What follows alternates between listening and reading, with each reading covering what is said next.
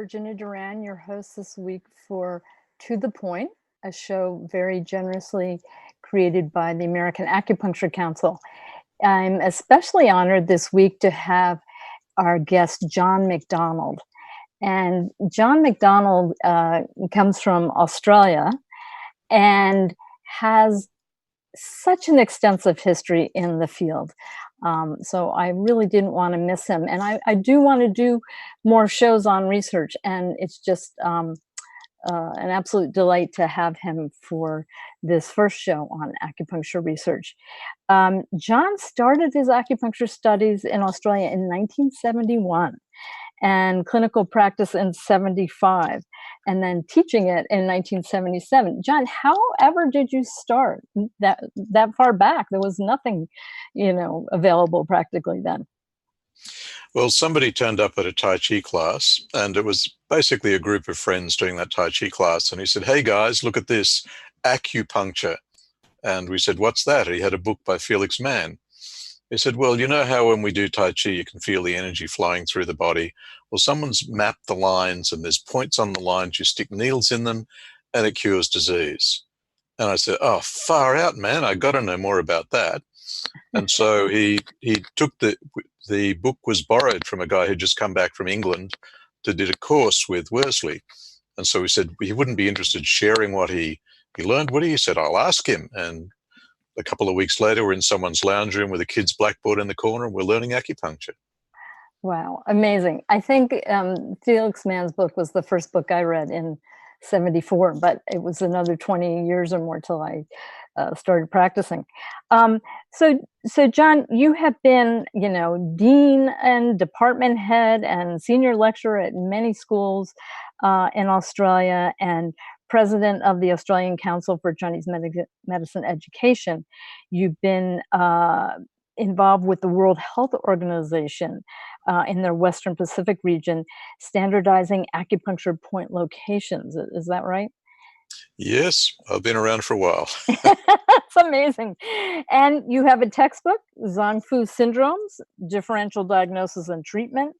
7 peer-reviewed journal papers, 21 other journal papers, health magazine articles, and recently you, which is something I have read, you co-authored a comparative literature review with Stephen Jans for the Acupuncture Evidence Project.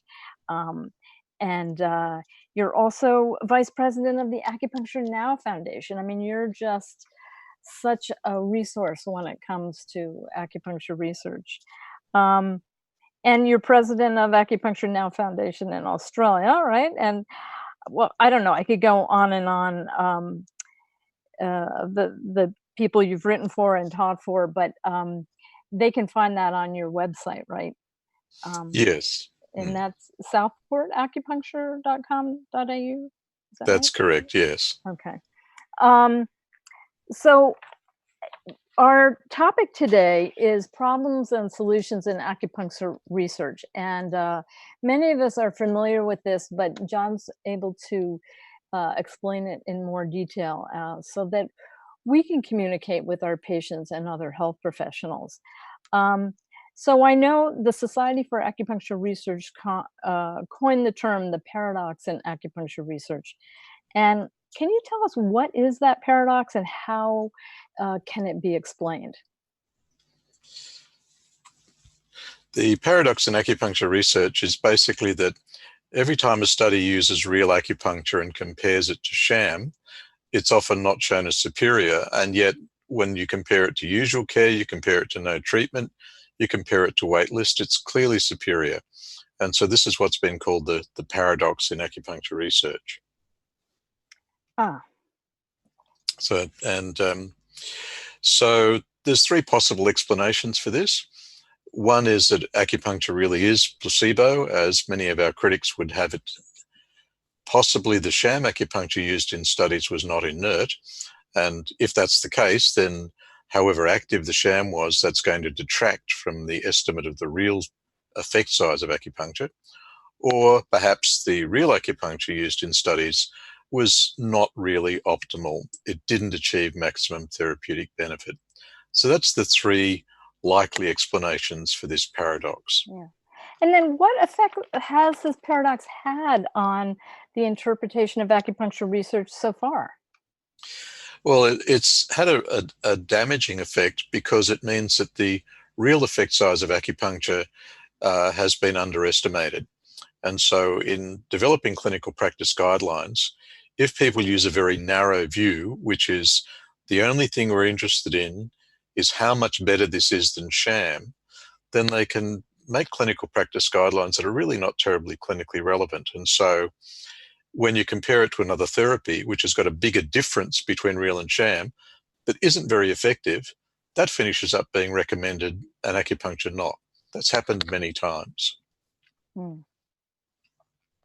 And so your next question, Virginia?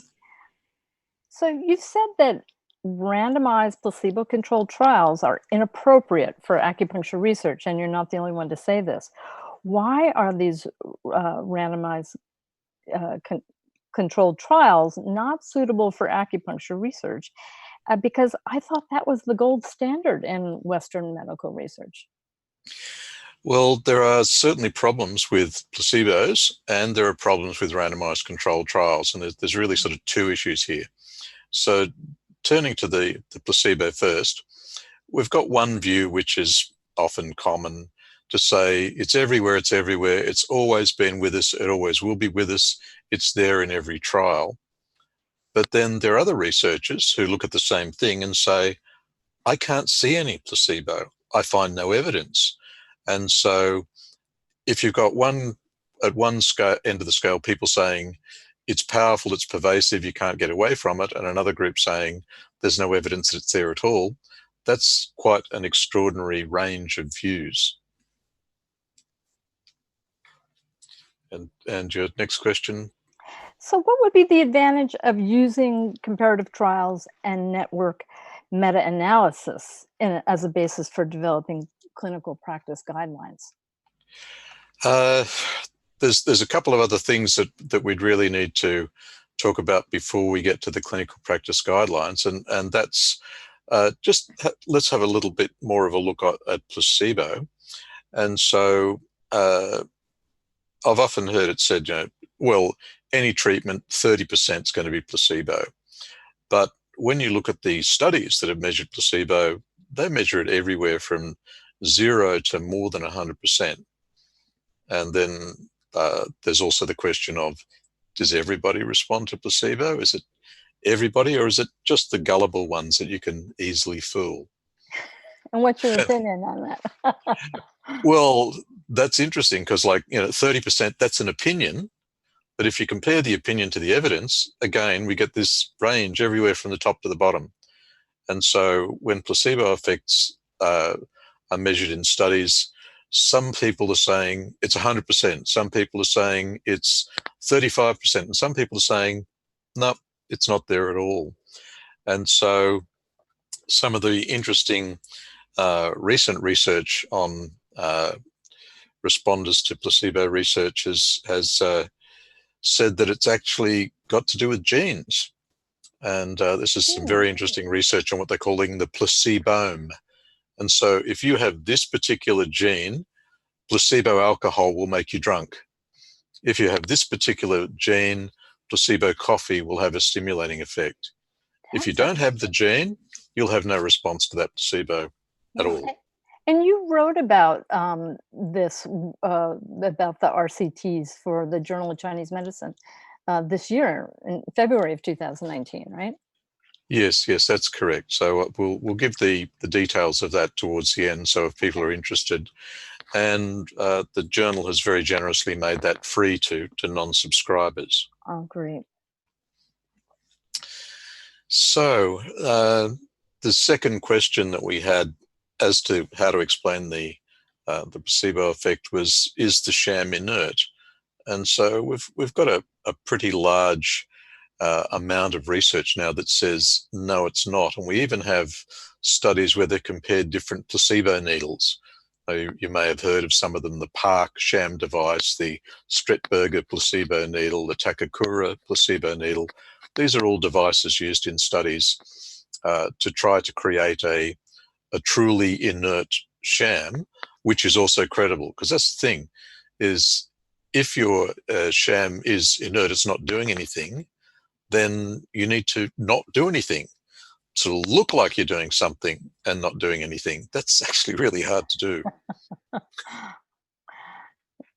Yeah, I'm not a big believer in sham acupuncture for research, but I know they're trying to find ways to evaluate things. So not only do we have evidence now that sham is not inert, but we've actually got evidence that sham does stuff that real acupuncture doesn't do. And so that's an even bigger problem, because it means when you subtract the placebo from the real to find out what the acupuncture is really doing, you're actually getting a false read, because you're taking away things that aren't even part of the process. So that's the assumption with placebo trials, and that's why they're done, basically. So we have quite a few differences that we've already seen in studies between real and sham. So brain and brainstem studies, MRIs, functional brain connectivity, mu-opioid receptor potential bindle. Real acupuncture does this, sham acupuncture does that.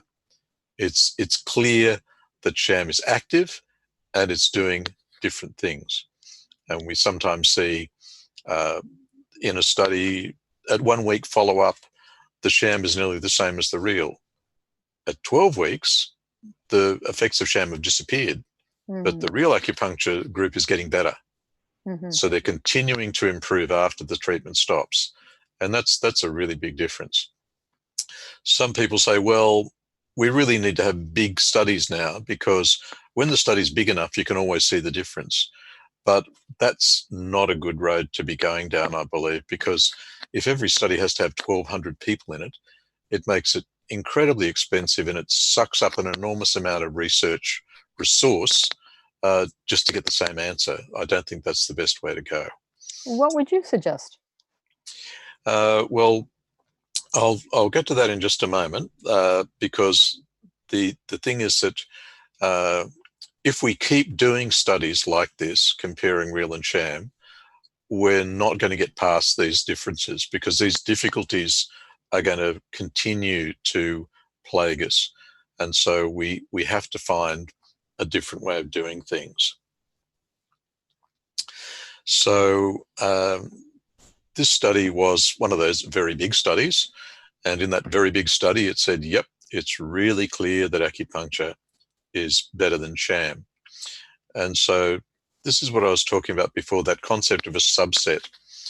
If you take all the non-specific effects, what the sham did, away from the total effectiveness to measure efficacy, but that's not actually sham at all. It's not a placebo effect at all. It's just what the sham needle did, or what the sham acupuncture did, which was not necessarily placebo. You're going to get false reads.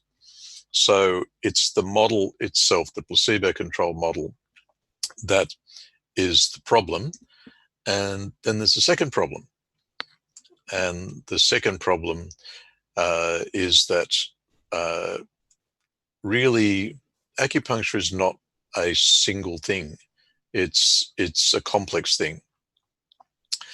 Here, this is a suggestion I'm making now for how we should be looking at what happens in real and sham acupuncture, that rather than saying that everything the sham does is placebo, is we say there's overlap between what real and sham do, and we'll call that the non-specific effects. But what sham does by itself, which is not what real does, we should actually call that the specific effects of sham acupuncture, and not be subtracting it.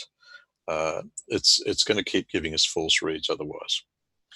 But then that second issue I talked about is not just placebo-controlled trials, but the concept of the randomized controlled trial as gold standard. So why do we use randomized controlled trials? Because we want to measure one thing. We want to keep everything else the same and measure just that one thing. But if you're testing a pharmaceutical and you say, here, swallow this green pill, and that green pill is identical in every respect to the patient's experience, it tastes the same, it looks the same as the real thing, then you're measuring one thing. But with something like acupuncture, it's a complex intervention. There are so many moving parts. And so was it the points that were selected? Was it that the person's point location was not very good? Was it that they used the wrong angle, the wrong depth, the wrong stimulation? How long did they leave them in? How long was the treatment? How often was it done? How long did they do the treatment for? So many things. And so it's a complex intervention. And so one of the things that occurred to me is, well, what happens with other complex interventions that try using randomized controlled trials? Do they have problems too? And what I found was that there's lots of complex interventions. They have exactly the same research problems that we do. Ah. So psychiatrists, I mean, can you imagine what sham psychiatry would be like? Perish the Or, thought. or sham surgery, sham massage. So how do you do sham massage without touching somebody? And so that's the thing. Unless you've got a validated sham protocol, and by validated, it means it's got to be two things. It's got to be completely inert, it does nothing. And secondly, the patient can't tell the difference. That's, you can't do it. It just doesn't work. It doesn't work for psychiatry. It doesn't work for surgery. It doesn't work for physiotherapy. It doesn't work for massage. It doesn't work for exercise. What's a sham exercise? Come on. Right. And so if you can't produce a validated sham protocol, you can't do a sham controlled trial in any complex intervention, because there's so many different bits. You can't isolate that one bit that's actually producing the effect. That's a nonsense. So so you did ask the question, where should we go next? Well, I think that one thing we should be looking at to improve the real acupuncture is we should be making sure the treatment dose is right. Because if we're not treating often enough and we're not treating long enough, we might not be getting the effects. So we've all heard the critics go, oh, can't trust research that comes out of China because they cheat. But in fact, they get good results. Perhaps, just perhaps, let's take a hypothetical. Perhaps it's because they're treating daily, and the studies in the West are treating once a week. Maybe it's because the people doing the research have 20 years experience and they've been treating hundreds of patients every day for that 20 years. And so maybe it's got to do with practitioner skill levels. And not a cultural bias. Maybe it's got to do with the frequency of the treatment. Maybe it's because they give 30 treatments instead of 6. And so unless we can be confident that it's not the frequency and duration of treatment or the skill level of the acupuncturist, then we're really not measuring acupuncture at its full potential. We're just not. So that's the recommendations for improving the real acupuncture in the studies is let's actually have a look at the studies that have been done to see how often we need to treat to get a lasting result. I did that as part of my PhD research on allergic rhinitis. And what we found was that a minimum of 12 treatments twice a week was consistent for every study that got good results. And every study that didn't do that got very poor results. And so migraine looks to be similar. In the latest Cochrane review on migraine, they found 16 treatments was almost double the effect size of 12 treatments. That's surprising. You wouldn't think that 16 versus 12 would be double the effect, but that's what the subgroup analysis showed. Oh, that's interesting. And so, yes, we can improve the real branch of the studies by making sure we're treating with an appropriate dose and making sure that the practitioner is skillful, but that won't solve the problems of doing sham control trials.